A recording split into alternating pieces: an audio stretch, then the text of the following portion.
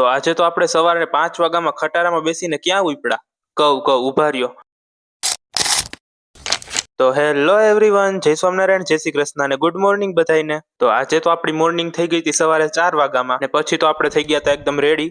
અને મમ્મી જો અહીંયા આપણું બેગ રેડી કરે છે. પછી તો આપણે રૂમને ટાટા કરી અને નીકળી ગયા. અને આ જો અહીંયા પપ્પા કેવા મસ્તના નાકોડા ઘડતા ઘડતા હુતા હે. આપને એને જોઈને હુવાનું મન થઈ ગયું હવારમાં.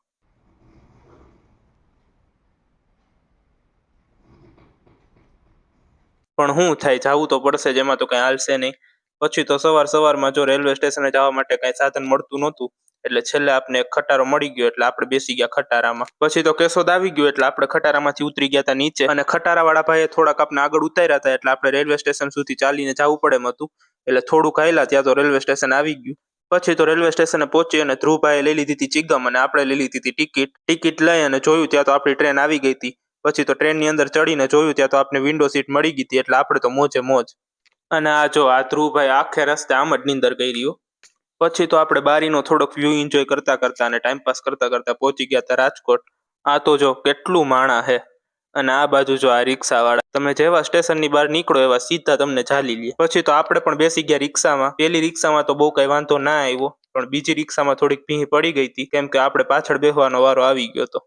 પછી તો પહોંચી ગયા હતા ડેસ્ટિનેશન અને કરી નાખી હતી સિગ્નેચર કરીને આપણે વયા ગયા હતા સીધા રૂમે બેગ મૂકીને આપણે જવાનું હતું લેક્ચરમાં. એટલે પહોંચી ગયા સીધા લિફ્ટે. અને એક બાજુ જો આ લિફ્ટનું કંઈક ને કંઈક તો ગ્લીચ હોય જ. આજે પણ લિફ્ટ બંધ પડી ગઈ હતી, પણ આજે ધ્રુવભાઈને બહુ કઈ ફેર ના પડ્યો કેમ કે હવે તો આ ડેઈલીની ટેવ પડી ગઈ.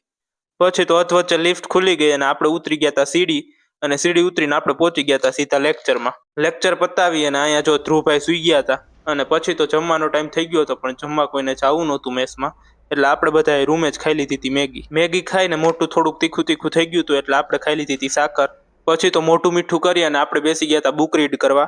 અડધી કલાક બુક રીડિંગ કર્યું અને પછી આપણે થોડાક થાકી ગયા હતા એટલે વયા ગયા હતા સીધા સુવા. તો મળીએ કાલના નવા વ્લોગમાં. ત્યાં સુધી જય સ્વામિનારાયણ, જય શ્રી કૃષ્ણ અને ગુડ નાઇટ.